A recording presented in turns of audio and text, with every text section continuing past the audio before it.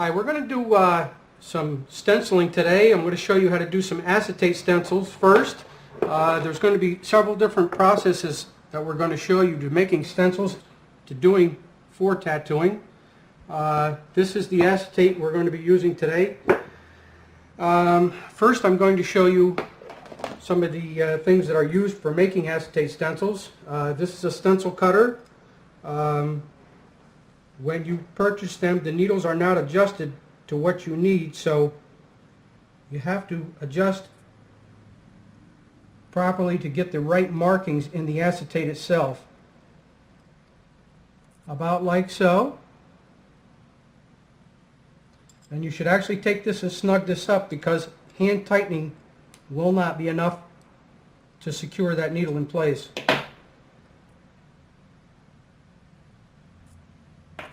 Okay, we'll do this one here too. As you see, these are two different types. Which one is going to be more comfortable for your hand? That's an individual taste.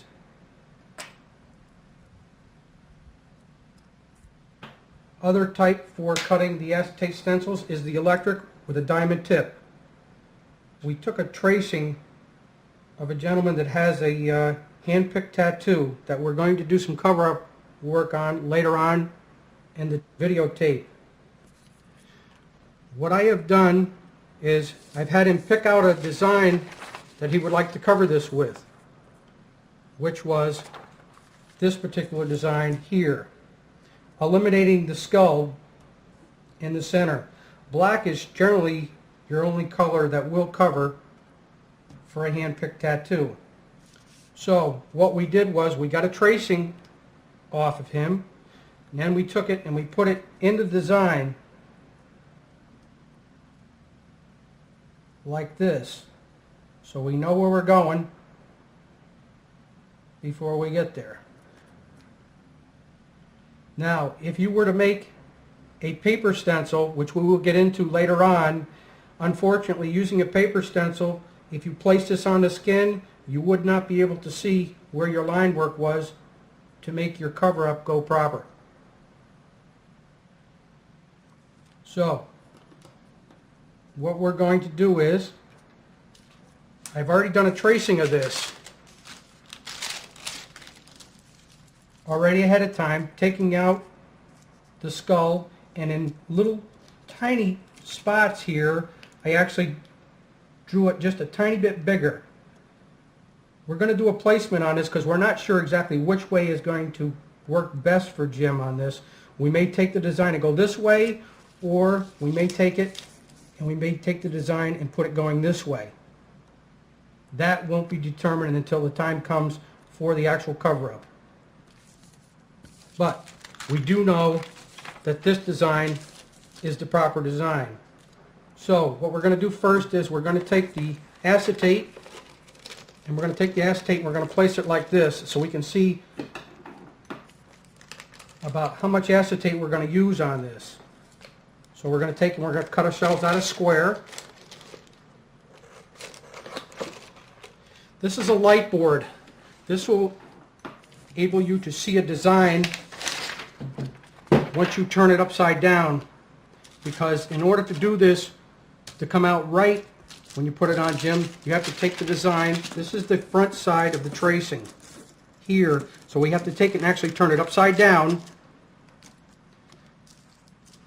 We're going to tape the edges on this so it doesn't move. Remember, trace side down, because when you flip it over on a hand-cut stencil, it'll be right side up. Now that our design is down, we're going to take our acetate. We're going to put our acetate on the top, like so. Use the tape. We're going to tape each one of the corners because we don't want any movement in the acetate itself. Very important.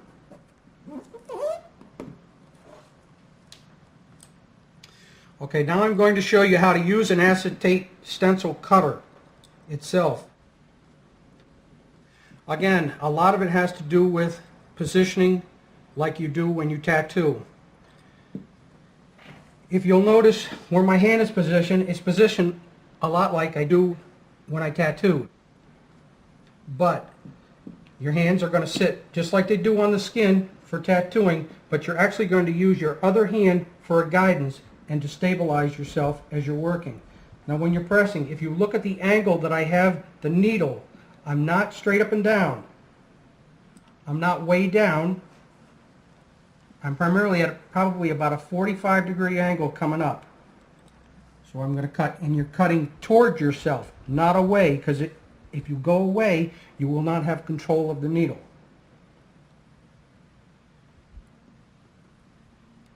Just a little bit of pressure, and if you look, my right hand is actually doing the guiding, but my left hand is applying the pressure. Why I said to you it's so important to get the right length of needle sticking out here, because if you had too short, you won't be able to control the pressure. And you'll actually, I'll show you if you went too deep. What it does is it scars the other side of the stencil, and the indentation is too big. It's kind of a trial and error with the stencil cutter itself to find what feels good for you.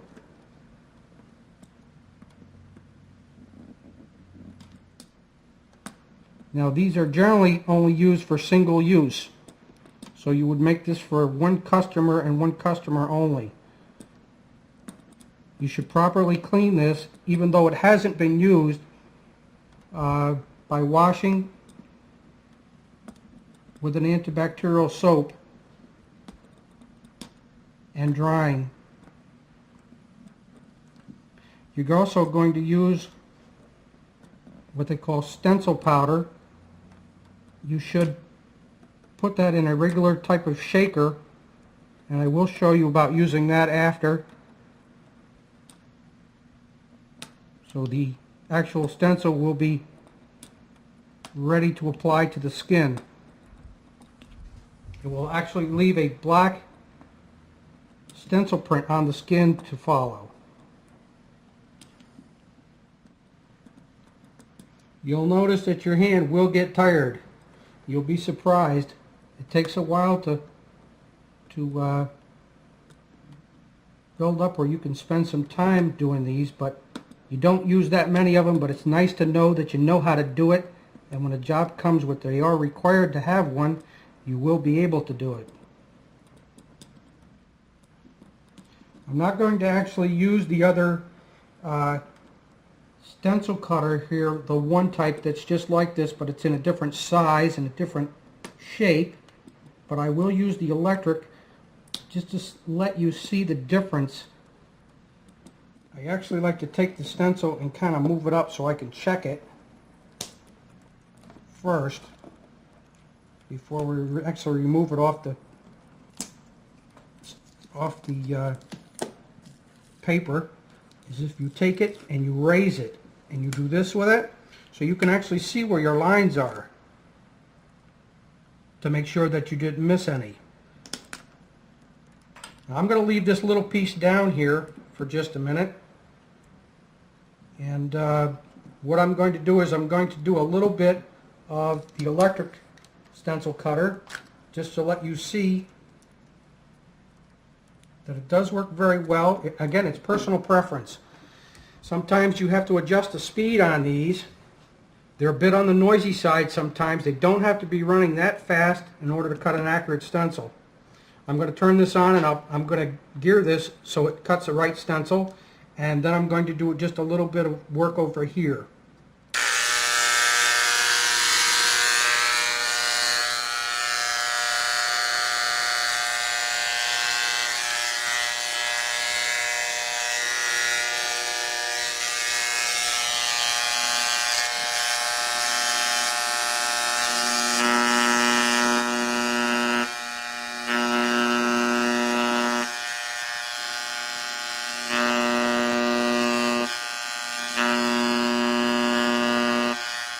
This was the electric. This was the hand cut. There is a difference in the feel. Normally what we do when we're using these, we take these and we like to cut these circular because I'll tell you, when you put these on someone's skin, these are actually very sharp on the corners. Like this here. If you were to place this onto the skin and actually stick someone, sometimes it can be painful. So it's best to cut your stencils in a circular form. You're not going to hurt anybody in the process. Okay, on the stencil itself, there's actually a small burr that was created from the stencil cutter itself from etching into it. What we like to do is we actually like to take an old piece of the acetate,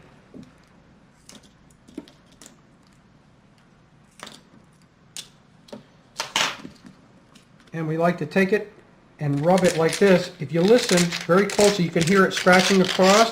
It's taking the excess burr off of this.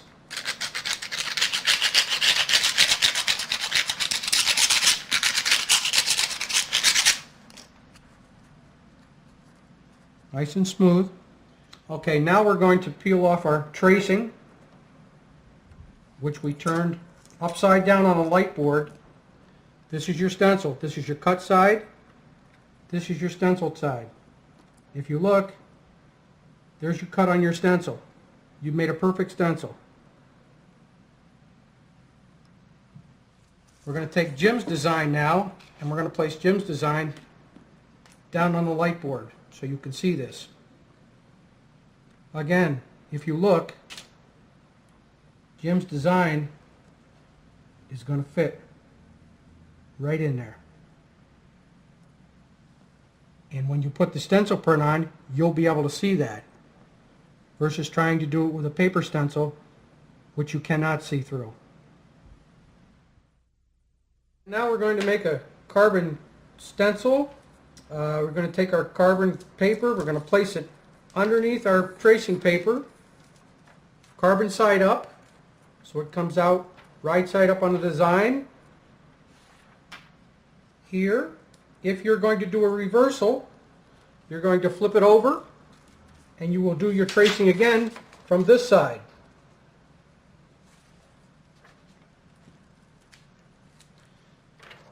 So we're going to do a tracing this time of this particular design right here. Keep your fingers placed on the paper, a little bit of pressure. If you'll notice the way my fingers are in position, almost like I'm tattooing again, a good thing to get in the habit of. And a little bit of pressure.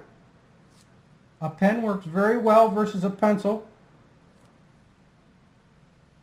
It runs nice and smooth on the paper.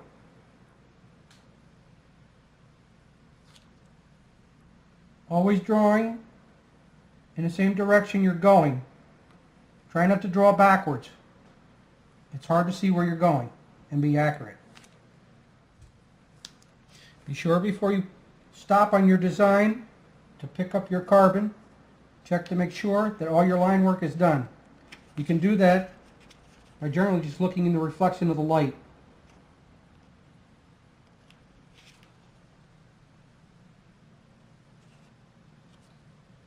If you're not sure, go back. It's better to go back and make sure on a design.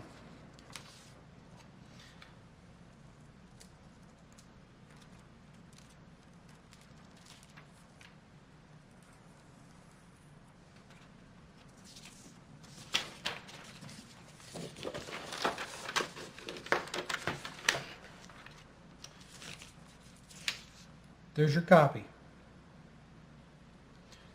Make sure when you're done, cut your copy out so you don't get your fingers on it. Moisture will cause a smear in the design. Makes it a little bit more difficult to follow.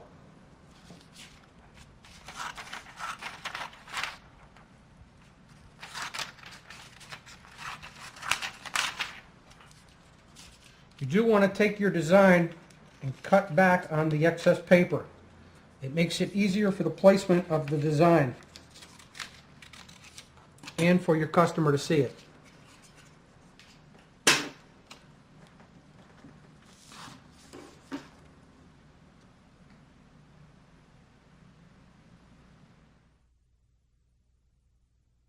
We're We're going to do a hectograph pencil stencil.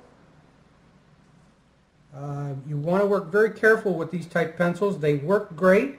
They do have a soft lead in them, so you have to use a little bit lighter touch on them.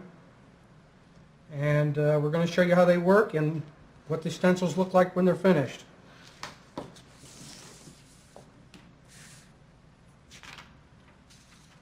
You're going to place the design underneath the paper.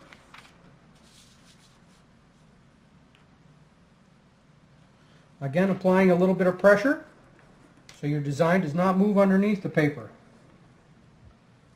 Easy on the pressure, always drawing in an upward position. Drawing down, you don't have total control all the time.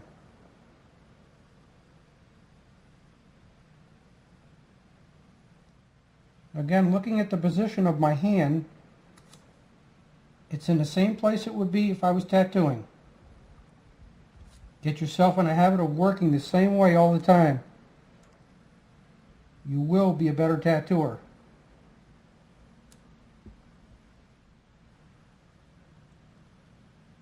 Now if you take notice, I'm tracing off the same side of the paper as the design. So in turn, when I put the print on, it will be a reversal.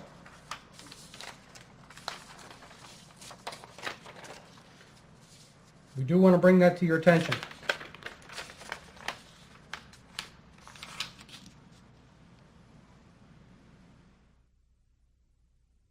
Now we're going to make another type of stencil. We're going to use our transparency maker to make our transfer for our tattoo. This is the design we're going to copy. We have two different types of Spirit Master copying paper, depending on what type design you're using. We'd like to take the design and cut it out first so we don't actually waste paper. This has a protective paper underneath, so we don't actually end up with any other images on the paper. And what we'd like to do first, I'd like to place this to the side. Take your design, place it on the face of the paper, cut around it, put it in between the copy, on the bottom. Design side up.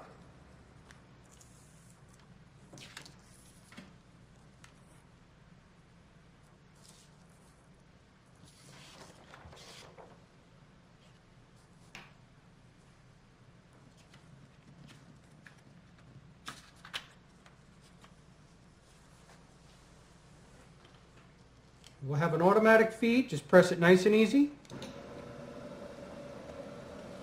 Comes out through the bottom.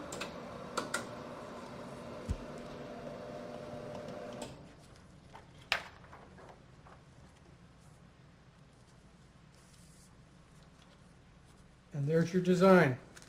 Peel this off. You might want to discard this right away because this is very messy. There's your tattoo design. There's your copy to look at while you're tattooing.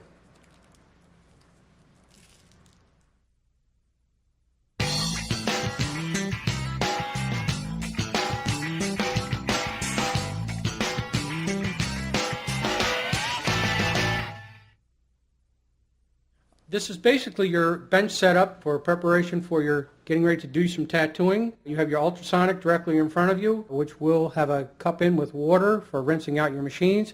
Your colors are within reach, and you should lay your colors out ahead of time. Your bandages within plain reach. Your gloves should be directly in front of you, so after you scrub down from your sink, you walk down, you put your gloves on, grab your instruments, you'll be ready to assemble and go to work. If you're looking to your right, as I'm sitting in front of the bench, you have your sharps container for disposal of your needles that you've used on your customer. So your customer goes home with a good feeling that you used new needles on him. That's a very important part.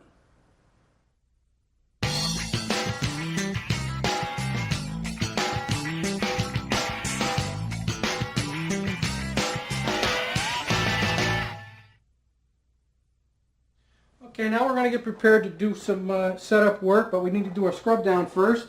I'm going to wash my hands, and most health departments require a special type handle on your sinks. They're called strikers because they don't allow you to touch the sinks. What I'm going to do first is I'm going to scrub down, and it's very important to get into the cuticle areas and the webbing parts of the fingers because that's where most of your bacteria and your germs are going to lie. So we'll get that done first, and they generally require you to scrub for about 30 seconds to a minute to make sure you get in between everything. As soon as you're done with the scrubbing process, okay, you want to go over and you want to make sure you put your gloves on immediately so you don't contaminate anything on your bench, because your bench has been prepared ahead of time here. And we're going to place these on. If you look on the bench here, we have a disposable cap holder, and there's several caps here. Even though we're going to do just primarily black work and black washout work, the health department regulations state that once you fill a cap, you cannot go back in and refill it because it is called cross-contamination, and that we want to avoid at all cost. Over here we have autoclave bags. All the instruments have been autoclaved. Depending on what type you use, you'll have to check your colorations on the back to make sure they are sterile beforehand. We're going to cut them open, and we're going to place them in the machines and let you see how we're doing that. This needle that I just took out of the autoclave bag, that is a 7-needle round liner and a 5-needle square tip liner tube. That's the type of needle we're going to be outlining with for this design. The other tubing that we've just taken out is a 4-needle flat shader tube with a 4-needle flat shader bar itself. They work very well for this type of design. It allows you to get into tight spots. Okay, now we're going to place the needle bar into the tube very, very carefully because you want to make sure that you don't bump the tips of the needle.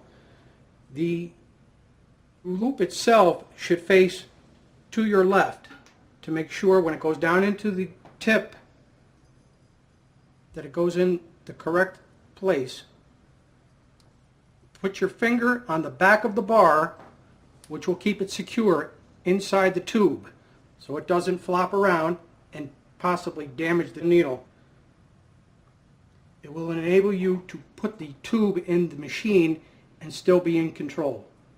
Okay, we're going to set up the tube in the machine now. We want to make sure that we place our finger on the back side of the bar against the tube so we don't get any play in the tube, taking a chance of damaging the needle.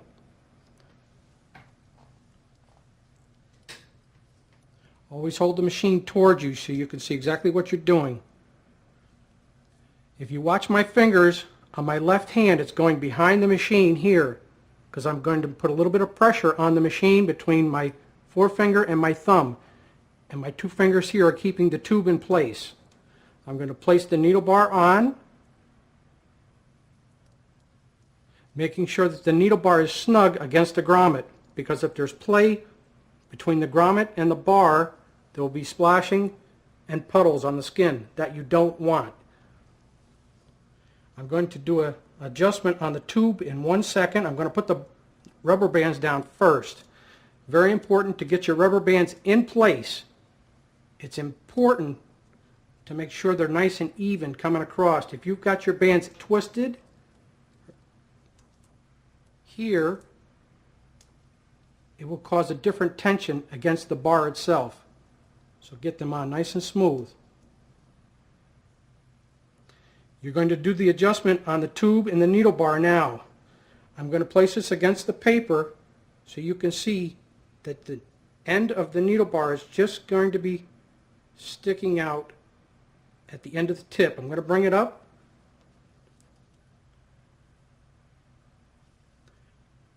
Snug it down, not tight, because you may have to readjust this again to make sure that your tube is straight.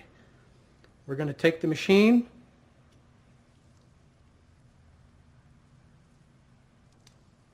we're going to tip the machine this way. If you look at the tube in relation to the machine, you have to make sure it's straight this way, so your tip in your tube is not angled. Now we're going to adjust the needle bar to the tube tip itself. You'll need your number 5 eye loop. If you watch the needle, it has to ride directly in the bottom of the tip. If it does not, it will cause a splashing in the machine, and you'll be very unhappy when you're doing your line work that you can't see where you're going. Now we're going to set up your 4-needle shader. Your 4-needle shader is 4 needles that will fit into this square tip here, which will allow you to get into very tight areas and still cover a relatively large area of skin. Placing into the machine.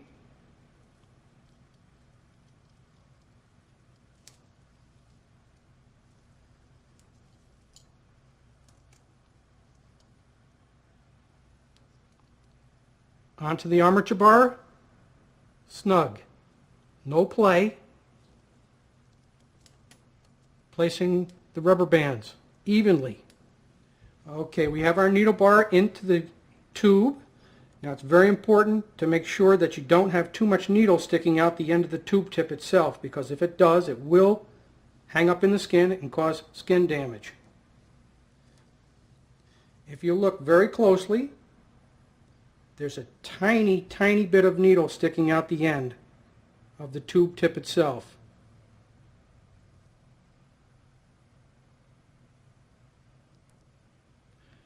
Now we're going to adjust the needle to the bottom of the tube tip itself. It's very important that it sits flat.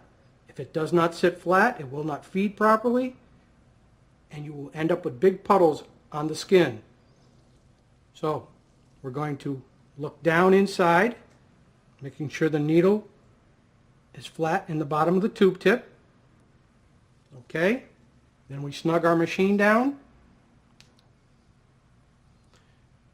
I want to point out a very important part here. If you look at the way I'm holding the machine, thumb, finger to the back of the machine, I never touch that front spring. You never want to touch that. We're all ready? Set to do some work.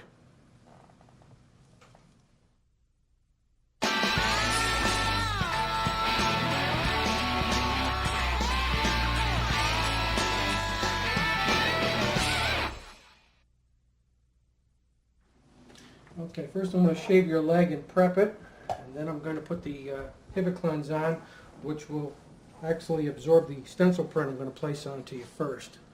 So let me grab you here. We're going to clean you down with some tincture green soap, and make sure you use a new razor at all times. Dispose it. Very important to take off all the hair so it doesn't cause a problem when you're tattooing. It also affects the healing process if there's hair in the tattooed area.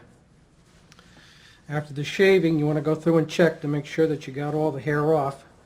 And if you look over here on this left, I did miss a little spot, so it's very important to make sure that you get that. We're going to clean the skin area with a little bit of Hibiclens. Works very well, absorbs the dye off the printout very well. Gets a little bit on the tacky side, which that's what you really want, to absorb that dye. Now I'm going to put the print on by using a piece of acetate, which will help to get it on nice and straight and to get it on evenly. When you place it, position it exactly where you want it.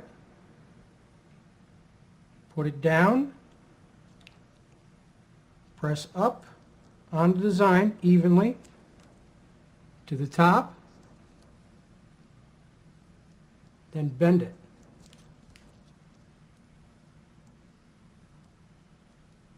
Just hold it on the skin for just a minute and give the dye a chance to get into the skin here. That makes it nice for tattooing. Everything very clear, legible. Okay, Jeff, I'm going to grab the mirror here and I'm going to let you take a look at this before we do this on you. How's the placement, Jeff? Very good. Okay. Okay, with a printout like this, makes it very easy, nice, and clean to do your work. Everything's very clear. You're good to go. Okay, we're going to hook up the clip cord to the tattoo machine itself. We have a binding post on the back area, which it will go into one end, and the other end of the clip cord goes into the bottom of the tattoo machine itself. And as you notice, the clip cord and the machine are covered in plastic to prevent cross-contamination. Keeps it nice and neat and clean. We have our speed set. Now we're going to put our ink into our cap holders. Very important. Use tissue when twisting your tops so you don't contaminate the tops. If you notice the bags are on the bottles at all times, they will be changed at the end too.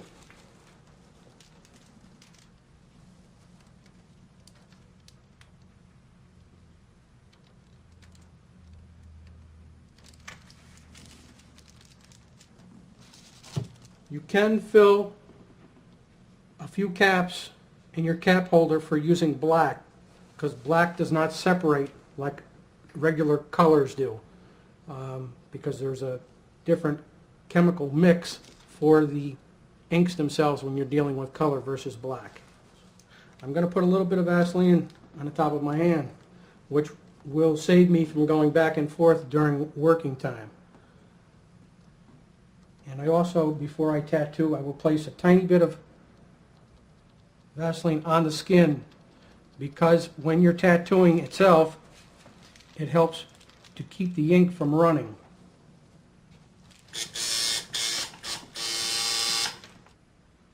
When you're starting an outline, you want to pick 2 points, A to B, always working from one point to another. Don't start your tattooing, stop your line, try to pick up again. It's very difficult. You will get a small dot in a line a lot of times if you try to do that. Also, when you're starting your tattooing, if you look at the position of my hand, the fingers are resting on the skin, which enables me to run very smoothly. Like a pen, it rests in that corner and will allow me to run a stable line. Okay, we're going to start working on you here now. We're going to start right at this point here. We're going to run straight down to the bottom. Nice and slow and steady. Not too fast, because running a fast line only means you got to go back and touch it up. And trying to touch up doesn't work. Steady, slow, nice, hard black line.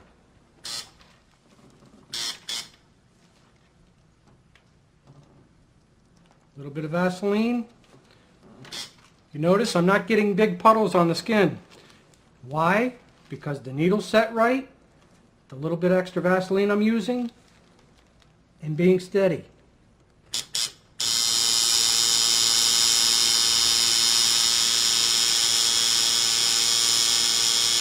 You'll notice as I'm running that line, you're not getting big puddles. A lot of people tend to worry about smearing the actual print that you've put on, but if you're very light, if you'll notice the way I touch it, I'm not actually rubbing on it, I'm dabbing it, which is important. You can do all the rubbing afterwards. After you get that on, you're good to go. If you take that Vaseline when you're working, and you do this with it, you see that gob? When you run a line through that, the ink will never penetrate into the skin tissue. You'll look and wipe it off, and you'll have a gray scratch mark. Very important. If you're going to go with the Vaseline, very, very little. Also, you can grease your fingers just a little bit, which does help you to slide along the skin tissue better.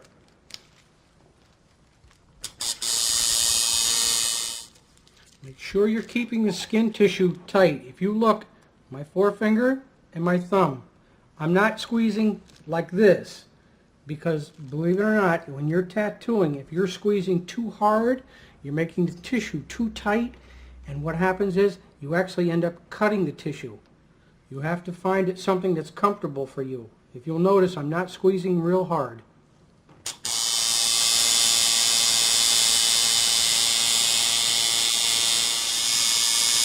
Sometimes during the tattoo process, if your customer hasn't prepared himself physically and mentally for a tattoo, they sometimes become lightheaded.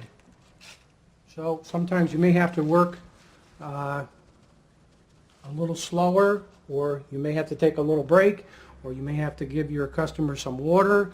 I prefer personally to work with a fan in my studio to keep your customer cool at all times. And I also have candy on hand in case your customers get a little lightheaded, because it helps the blood sugar level come back up. If you'll notice, I started my design at the bottom, and the reason for that is if I was to start it at the top, by the time I got to the bottom, my design would be distorted and I would not be able to read it very well.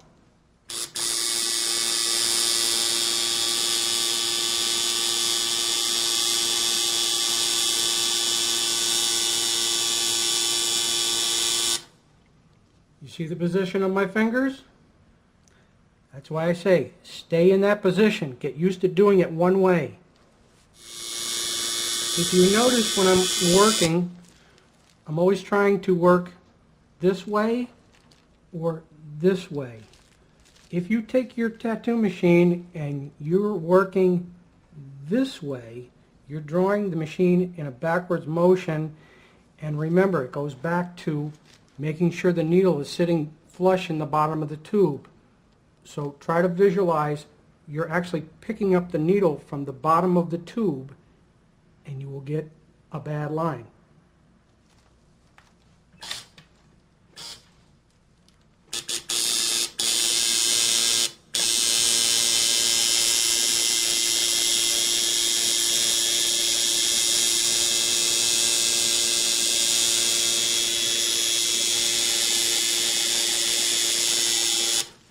If you'll notice on the line I just put on, the machine was actually angled a little bit to the side, but I did go very slow with it. If you have to get in a position where you have to do a line such as that, you have to go slower, because if you go quickly with the line, it will pick that needle up.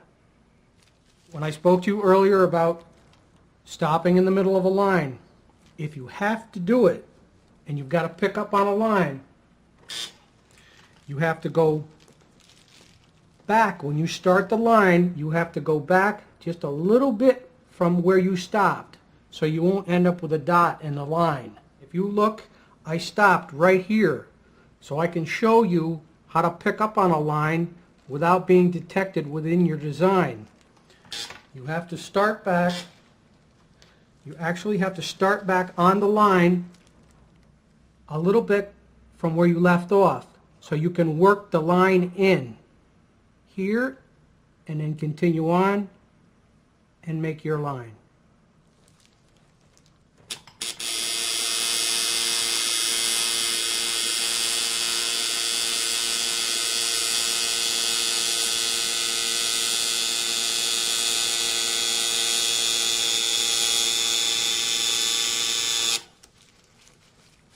Also, while you're working, very important, make sure that you're working off the points of the needles. You don't want to take this machine and this tube and go onto the skin, because I can tell you, you'll dig a big hole in people and they'll be very unhappy. You have to work off the points of the needles themselves, which the points I'm referring to, visualize as a pencil, like this. You're only working off of that much of the needle. You're not using the whole part of the lead itself. Very important. If you'll notice, the sound of the machine is very consistent. It doesn't fluctuate like this. If you're tattooing and you're doing this, you're burying that needle into whoever you're tattooing, and they're going to be unhappy.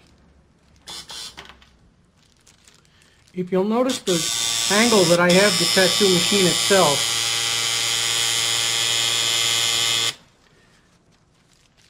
it's for the correct penetration into the skin tissue. If I was to take the machine and be working on you and took the machine and I did this with the machine, I dropped it way low to the skin tissue, you're going to get what they call shootouts in the skin, which in part would look like the line went like this, and you'd have this big gray mark underneath the skin, and the ink would spread. Your lines would not stay nice and even like this here. So very important, angle of the machine, not like this. People commonly have that problem with the ink that shoots under the skin, like what I told you back here underneath, from using a round tip liner, because a round tip liner versus a square tip liner, the square tip liner is in a V shape, keeps the needle down in the bottom of the tip. When you have a round object like this, when you go around a corner, it can actually pull the needle out of the alignment of the tube.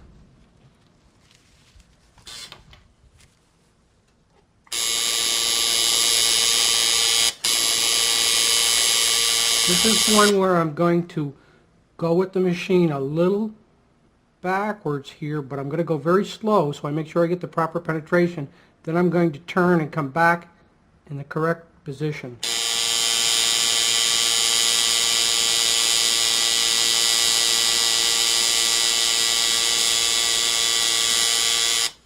If you'll notice, I work from here to here to here, and then I went up on this one side. Because I'm left-handed, I work from the left side better than the right side. So vice versa for a righty. Then I'm coming down and around the design, and now I'm going to pick it up this way.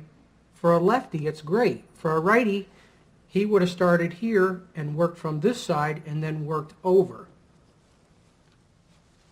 You're only as good as the last tattoo you put on. Believe me, that's the one they'll be talking about.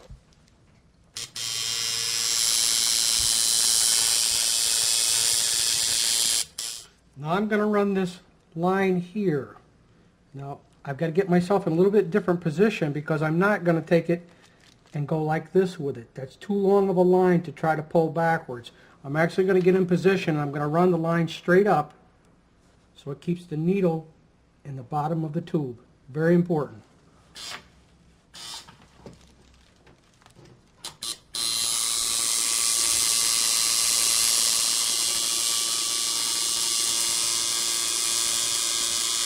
Now we're going to wash our design down so we can see everything that's there. This is the time to go back, touch anything that you have to touch up before you do your fill-in work. You may have lines on here that may not exactly connect, which we're going to do a thorough job on checking first. We're wiping down with the Tincture Green soap, as you see. We're also going to get an alcohol wipe, and we're going to clean it down with an alcohol wipe too. And then we'll give it another shot of the Tincture Green soap just to cool it down, because unfortunately the alcohol makes it a little hot. Okay, we're going to get ready to do the fill-in work on this. Again, I'm working directly off the points of the needle. I'm not sticking that whole needle into the skin.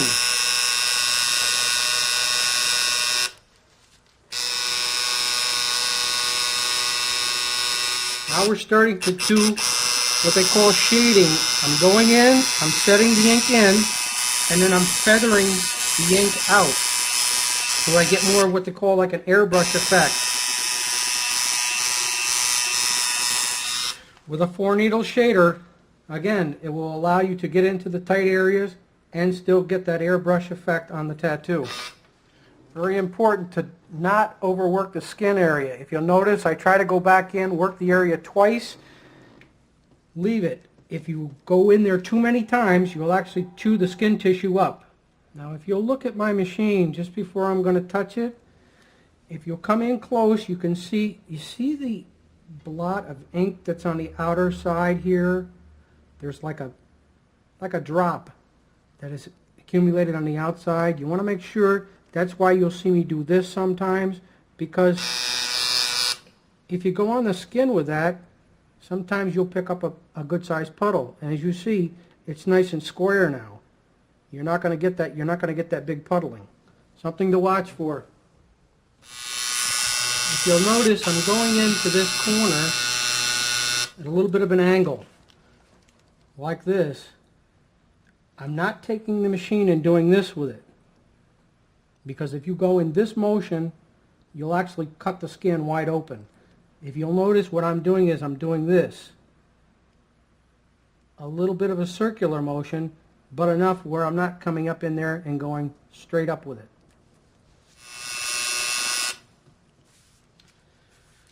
Okay, now I'm going to stop for a second. I'm going to point something out to you here about working ink onto the skin. If during your process you're in a very tight area like this, a lot of times what I'll do is I'll go back and I'll spray the tissue. If you spray the tissue and you leave the liquid on the surface, you can actually go back through and check what is actually into the skin and what isn't, and we'll show you different spots that you need to put a little touch of ink into. Notice I'm picking up when I'm shading. In, pick it up.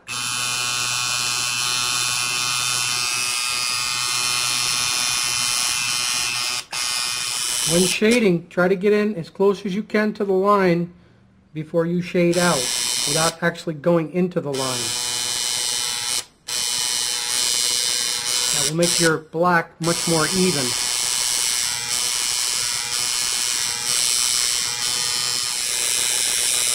If you'll notice, when I'm shading the black, I'm actually taking the machine and doing this with it in this motion, because remember, this is a rounder object and you have to give it some depth coming around. You can't run straight out with it because it'll be very flat.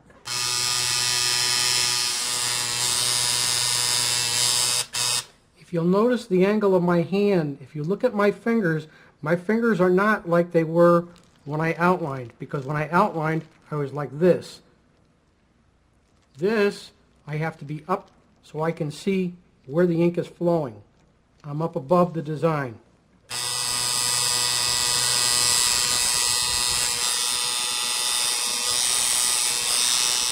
All right, we're going to do some shading. We're going to shade from the bottom here. And we're going to do it again in a circular form. Get more of a rounding effect on the design.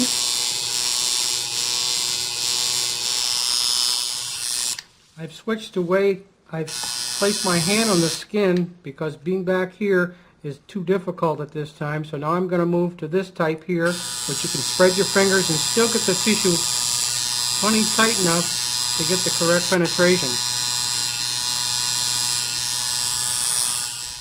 Okay, now we're going to get into a little bit heavier black, still in the shading effect, but a little bit heavier up into these areas here, which will be primarily filled in a little bit more solid and then airbrushed out.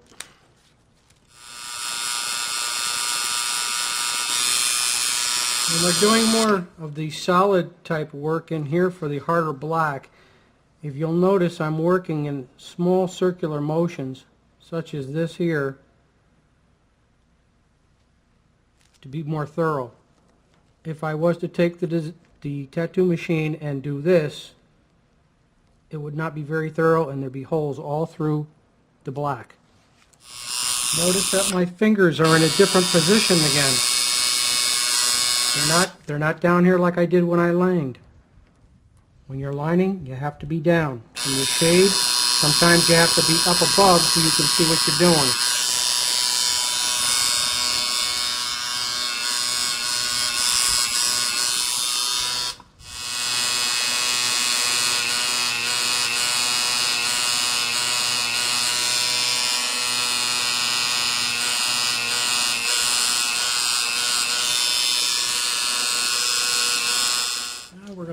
into the eye area up here, a little bit of that heavier black.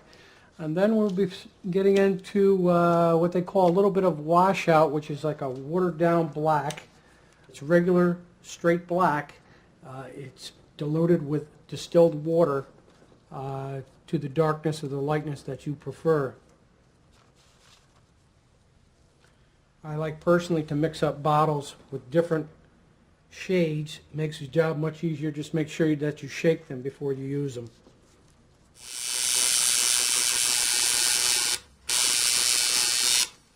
If you'll look, the black is much different.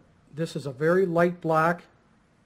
It will be light when it heals too, but it's a totally different effect than the heavy black.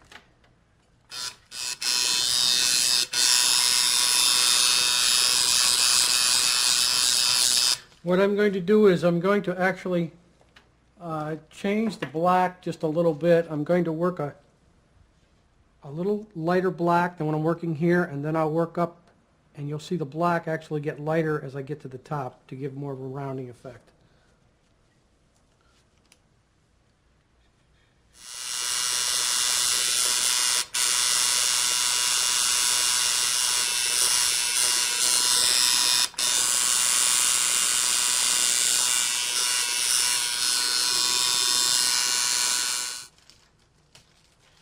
I'm going to put a little bit of just distilled water in one of these cups here that I haven't used because I'd like to get just a little bit lighter effect. So,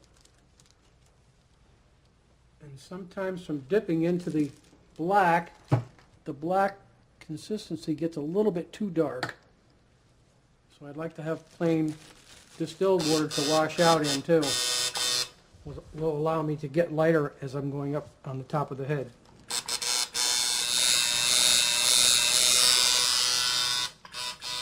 If you'll notice the different tones of black as I went up. A little darker, a little lighter, a little lighter, a little lighter. Okay, our tattoo has been checked over, and now we're about ready to wrap this up. We're going to use a little bit of bacitracin ointment, a very light amount. We're going to bandage it up. We're going to leave the bandage on for an hour. Wash it off with cold water and soap. Make sure you use your hands on this. Don't use a cloth on this because the skin tissue is very soft. And if you go on the skin tissue with a cloth, you'll actually rough it up and you'll tear a hole in it because the skin is very soft. And if you look, there's no holes in the tattoo. The tissue has not been torn. Very important, along with working off the points of the needles. That's what this is all about. This is a non-stick gauze, so your customer will definitely appreciate that when he takes this off. If you place a type of gauze on here that will stick fast, it will pull at the tattoo and possibly put a rip in the skin tissue. Okay, we're going to tape it up now. We're going to use a paper tape some tattoo artists use, or use a plastic tape.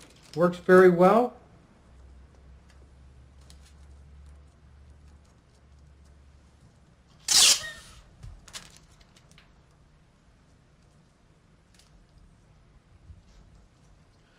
So you're going to take the bandage off in an hour.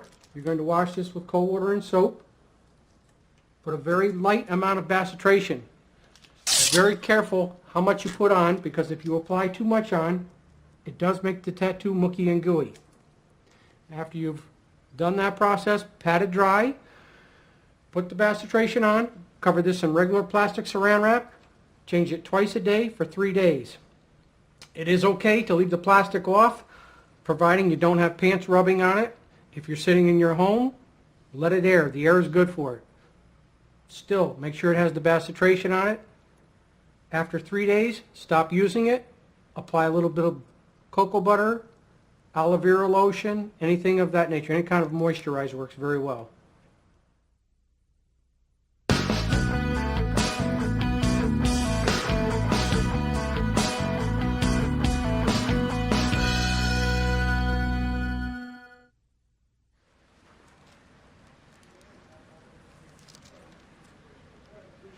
There you go.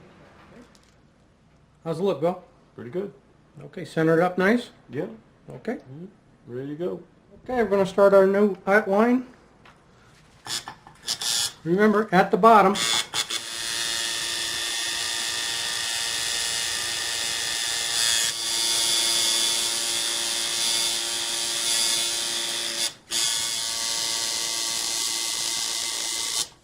we're going to get ready to do some color work now. We're going to start with our dark colors first, then work to the lighter colors.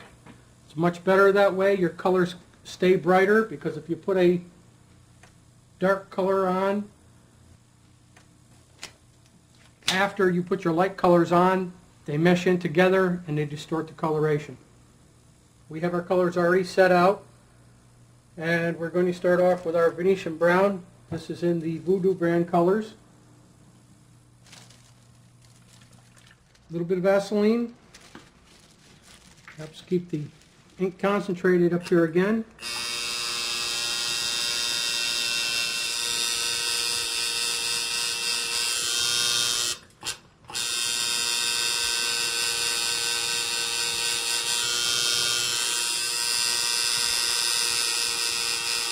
The end areas for highlighting, deciding on whether you're going to leave a skin color or you put a lighter shade of brown or possibly even a white highlighting.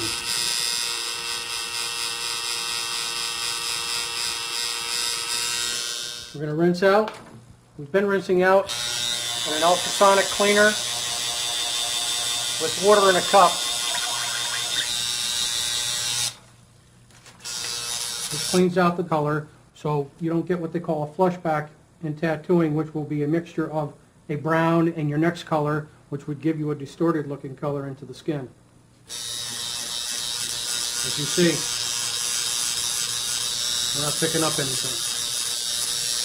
Make sure that you do shake your bottles before you open them and pour them into the cap, because they do separate just a little bit.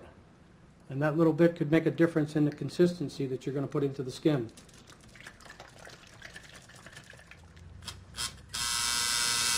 Okay, again, we're going to start at the bottom of the design. We're going to work our green right on up.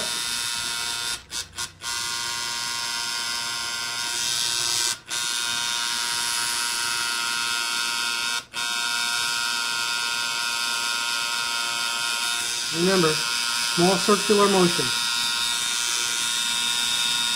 Small spaces.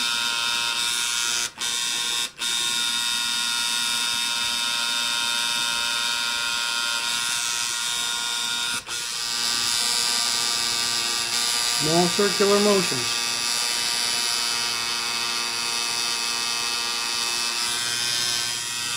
This type of work here is a little tougher to do sometimes if you've got the wrong type of machine set up, as far as a shader or a liner.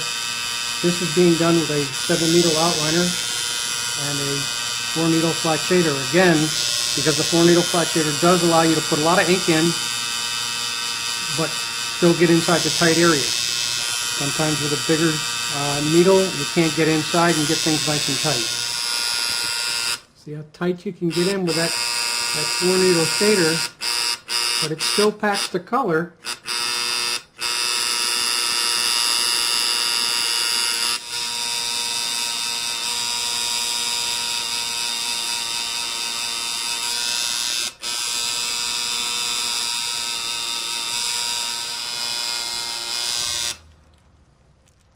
See, you're starting to get a buildup on the tip. You got to clean this off, because if you don't, it's not going to feed right again. Make sure you rinse out real well, because again, we don't want to get a flush back in a color and end up with a dirty color. By rinsing in the cup in the ultrasonic cleaner, it's sending sonic waves through the water, which is helping break down the excess ink in the tube to clean them. Also, you did see me do this many times after the rinse, and not only did I do that for the reasoning of the color, but you also don't want water laying back up in your tube, because that will thin your ink and you won't get true color.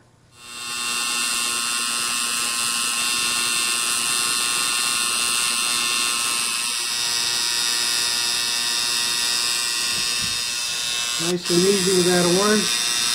Take it and shade it out, because you're actually going to come in there and you're going to work some nice bright yellow into it.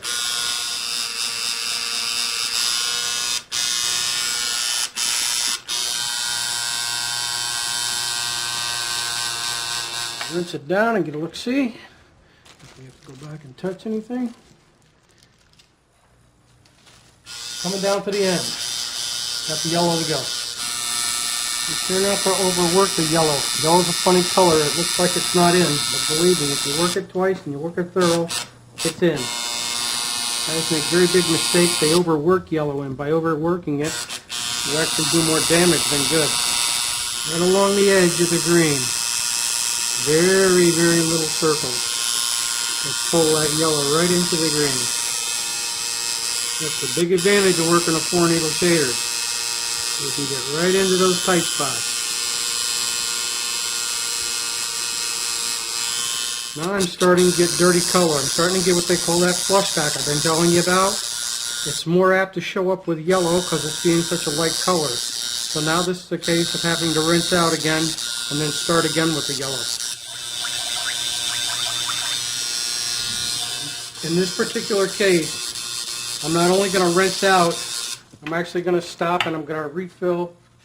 Over here I'm going to fill up a new cap full of yellow, because I'm going to take this and show you, if you look at the yellow on the surface, there's distortion in the color.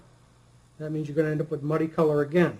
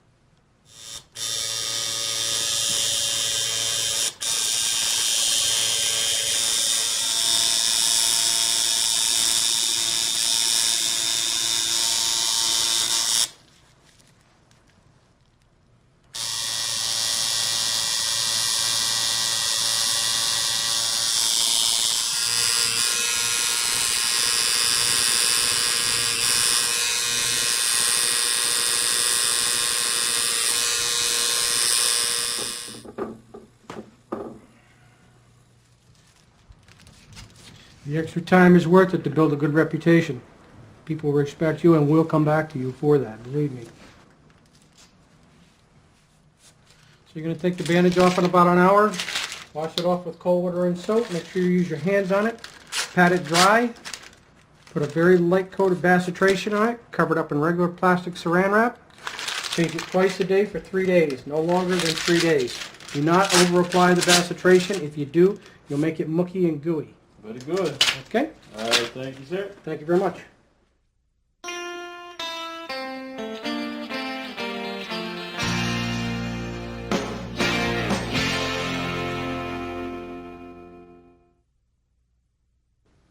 Oh, hi, Jim. I got your scorpion design done for you. I did a hand-cut stencil for you, so we should be able to get that to fit on there quite well. What I probably need you to do first is kind of open up your shirt there, and we'll just kind of set it up here so we can get a look-see at it, how it's going to fit you. And let's place it in there. Let's dip it a little bit more. And that's perfect. Looks good. We've got a winner right there. Right now I'm going to place some stencil powder on here, and I'm going to rub it off, and then I'm going to tap off the excess. And after doing a setup with the machines and prepping Jim's skin, I'm going to apply some Vaseline to the skin area, which will make the stencil powder stick to the skin, and that's what I'll be tattooing from. These stencils that you make for people are single use. They're not made to reuse. And as you see, the black stencil powder is actually going into the little cracks that I etched into the plastic with the stencil cutter. You want to make sure to dab off the excess powder so you don't make a mess on the skin. And as now our acetate stencil is prepared to use. If you look, the black is all in the cracks. Okay, Jim, we're going to get you ready to do your cover up now. I'm going to clean your skin down.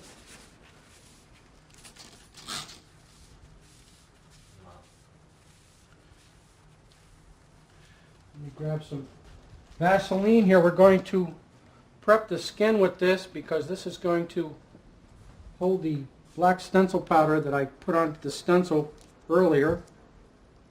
You want to be very careful how much you put on. You want to make the skin a little tacky. Okay, Jim, take your hands out of your pockets, please. Very important part of when you do any type of tattooing like this, arm work, make sure that you get your customer to stand up. Because if he's laying down, when you apply a stencil of any kind, it will be in a different position when he stands. This is back to where I had talked earlier about positioning. It makes it easy to position with an acetate stencil. Put it on, press it, catch it from the corner. Now you're prepared to do your tattoo work.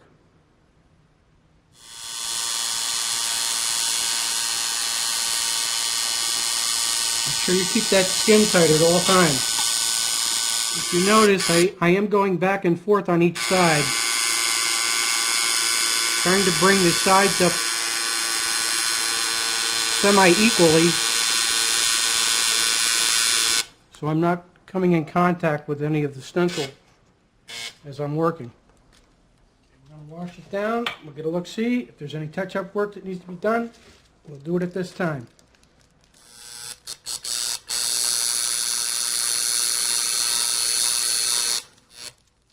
If you'll notice in this design as I'm working, the design is getting smaller as I'm coming down, and I'm tapering down with the amount of shadow work I'm using from up above to a little less, to a little less, to just a little, to very little. It enables me to work the design much easier and still acquire a nice look. Again, we are working with a 4-needle flat shader and a 7-needle round liner. Okay, now what I'm going to do here is I'm going to kind of split the body just a little bit because I don't want to take this and actually just take it and draw a bunch of black in there. So what I'm actually going to do is like a shadow line here, kind of a shadow line like this to take out that name and give the scorpion a little bit of shape. And then come back over here and I'm going to shadow out coming out this way.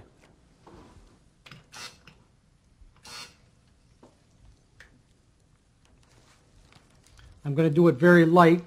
I can always go darker, but I can't go lighter.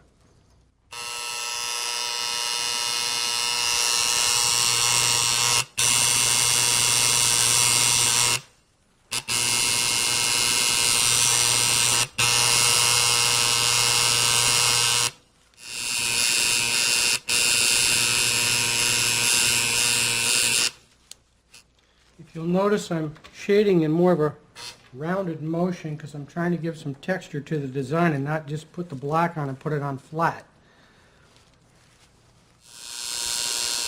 It does take longer to put the black in this way, but when the tattoo is finished, it looks a lot better.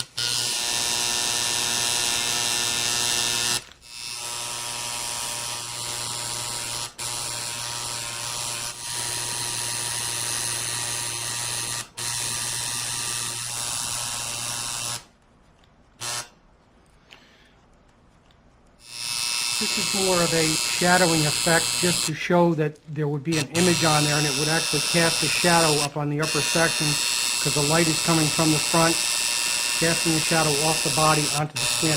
Try to give a little bit more realism to the actual design itself. It helps to complement the heavier black too, because when this actually heals, this is the washout black again, which will be very light, and it will be nice because you will have a couple of different contrast on the actual design versus just the black itself. That's pretty much going to complete our cover-up. As you see, we didn't do a complete black tattoo, which is not necessary to do with cover-up work if you learn to put texture in designs and move black around to give shape. That's where a little bit of the creativity comes in, and you have to visualize what you're going to do before you actually put it on the skin. Different cover-ups require different techniques, but black is your basic cover-up. You don't want to go in and hammer a lot of black in because you see so much of that. But if you can work it into a design and still give it texture, it does help the design a lot in the end.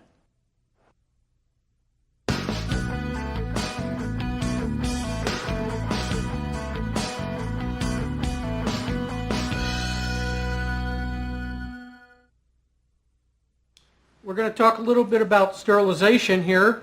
There's many different types out there today. There's steam, dry heat, and liquid. That you would have to check with your local health department and your local authorities to make sure that you're doing the right thing and making it safe for your customers. There's also lots of different types of autoclave bags offered. The autoclave bags also come with an autoclave indicator on them, so your health department can check to make sure you're doing the right thing.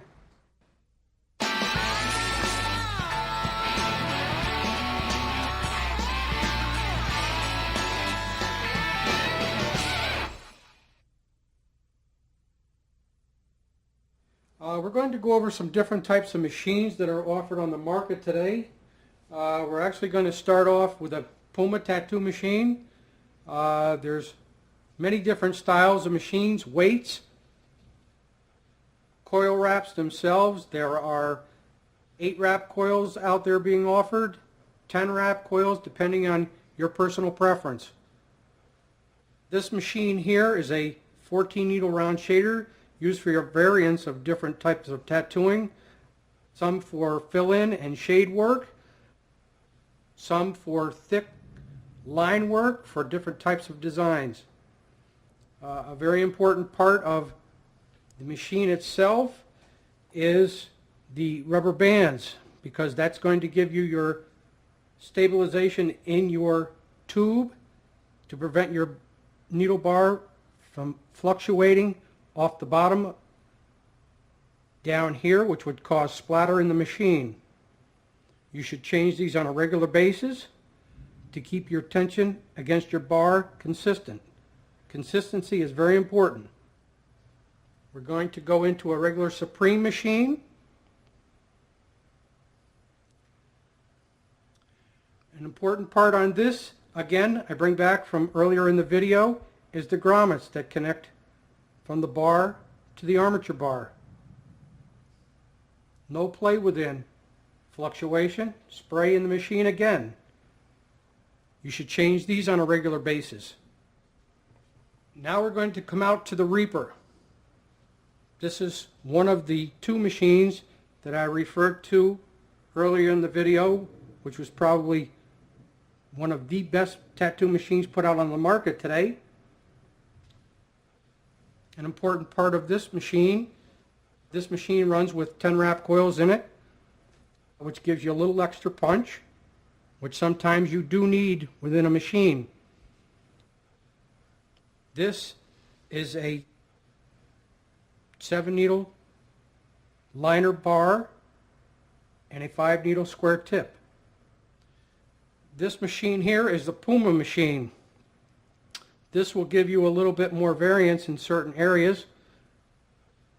This can vary on the back connection here, which you can adjust for your clip cord. Also running in 8 wrap coils.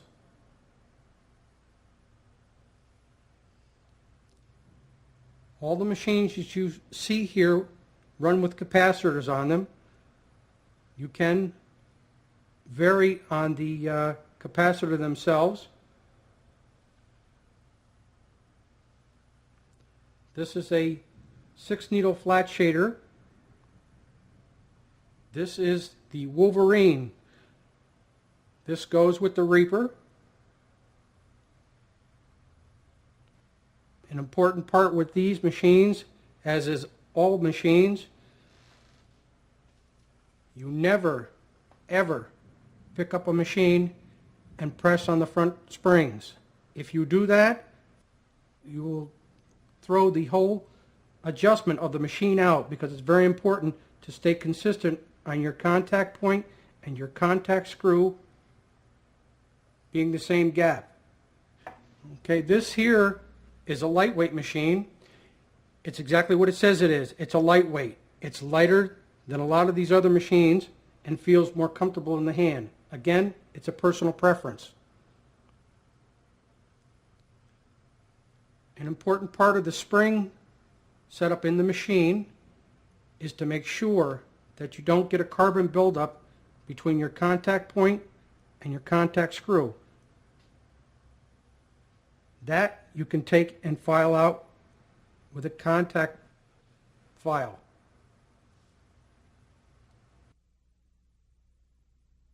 A special point file works very well.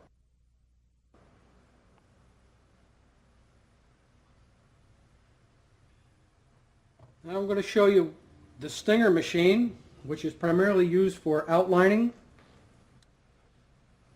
Again, it's a very fast machine, puts a very nice outline down. This rubber piece here is primarily there for more support for the spring, so the spring doesn't lose its spring tension quite so quickly, keeps your machine in adjustment a bit longer.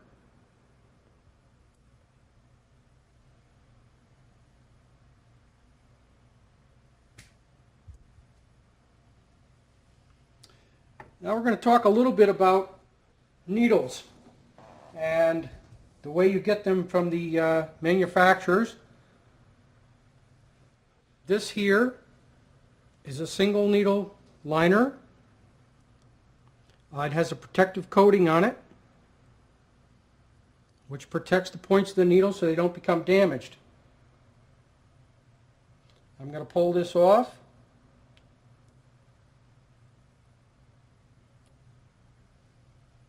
And if you look, there's one single needle in there. It makes a very fine line. You have to pick your work for this particular type needle as well as any other. It makes a very fine line. This here is a 3-needle outliner. Again, lays a fine line.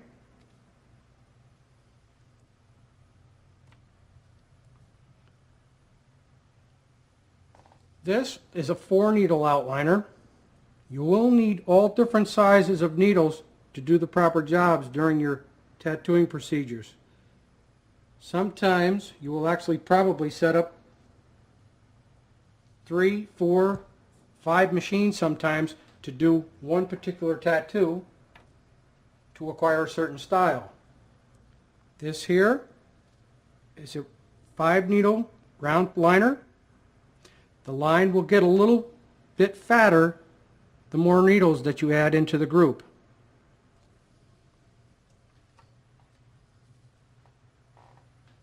This is a 7-needle round liner. Sometimes can also be used for certain types of shading.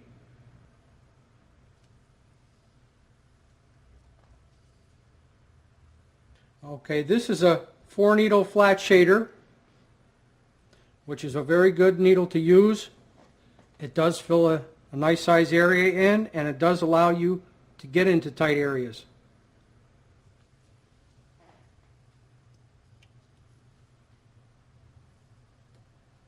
This is a 6-needle flat shader, which actually packs a lot of ink very quickly.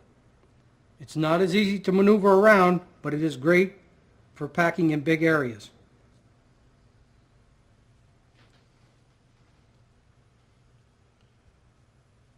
This here is a 7-needle mag.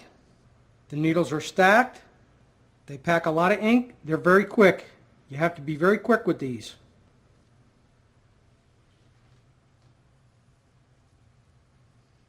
This is an 11-needle mag. Packs a lot of ink. Very quick. If you'll notice, I've been going through pulling off these little ends off the needles here. That's a protective coating, as we talked about earlier. This is an 8-needle round, sometimes used for shading, sometimes for lining. Again, personal preference, particular type design makes all the difference.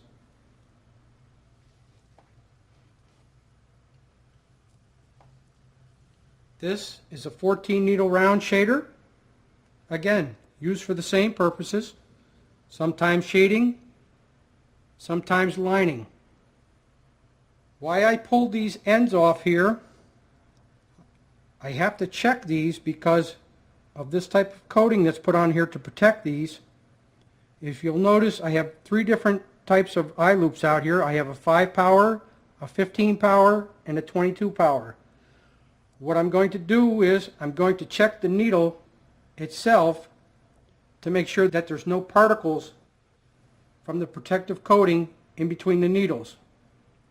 If there was, it possibly could cause a conflict when I'm putting ink into the skin. Over here we have the different types of tubes that are used in accordance with the needle bars that we're using. Some of these you can use in combinations of what you have. If you look here, this is a single needle liner, or you could put a 3-needle liner bar into this. Personal preference, round tip. This is a 5-needle liner tube. A round tip. This is a 3-needle or a single needle square tip. This is a different type tube tip because in the needle that you use, it has to sit directly in the bottom of the V. If it doesn't, it will not feed correctly for you. This, you could use an 8-needle round in. This is also a liner or possibly a filler, depending upon what your preference is. This here is a 14-needle shader tube, round tipped, for filling or lining on occasion. This is a flat shader tube. You can use a magnum in this. You can use a flat.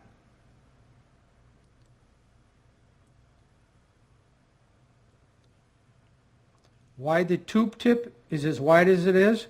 Because it will allow the 6 to go in there and lay nice and flat and feed properly for you. This tube, sometimes it's personal preference because it's a little easier to clean. Again, a 6-needle flat shader tube, different type, a little bit more closed, sometimes holds ink a little better because the ink goes up inside and it stays up here better for you. Sometimes it's a little harder to clean them, but they feed better sometimes. If you'll look, the difference in the hole size in the end. When I was talking to you about the particles from the protective coating, you want to make sure that you get to check them with your eye loop. A very important part.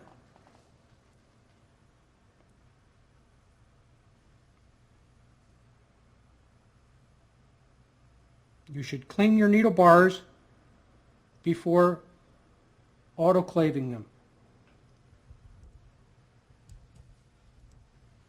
This particular eye loop is good for seeing particles in here and setting up your needle bars in your machines. If you're looking for a damaged needle that you had bumped, you're better to go to like a 15 or a 22. It will give you a closer view on the needle itself and the point.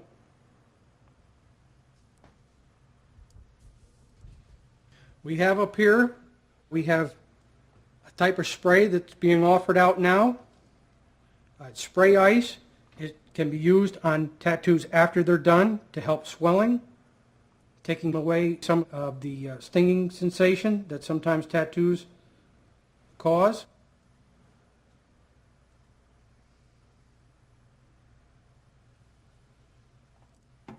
And Hibiclens, which we use when applying a paper stencil.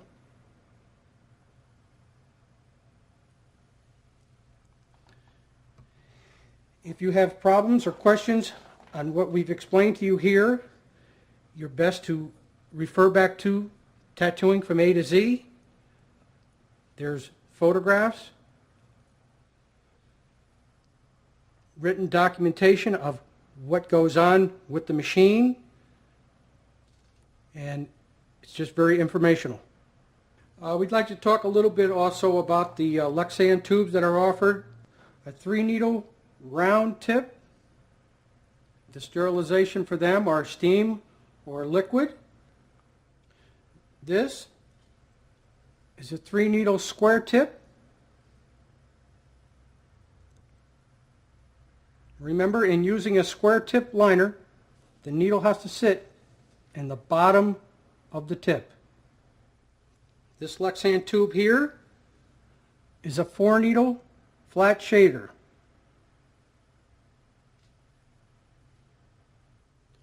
This Lexan tube is a 6-needle flat shader, primarily all for disposable.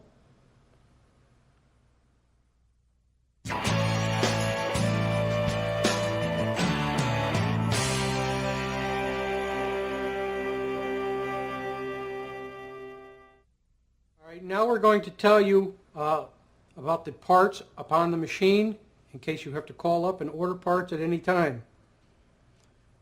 From the top, we have a front binding post, which is the post that runs across here. We have a back binding post, which is a back connection to your clip cord. We have a capacitor, which runs on the back side of the frame. Your coils, front spring, back spring, O-ring, armature bar,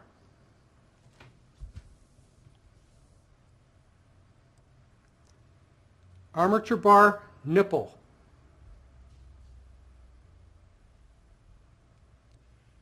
contact screw, contact point, needle bar, tube, tube tip guard,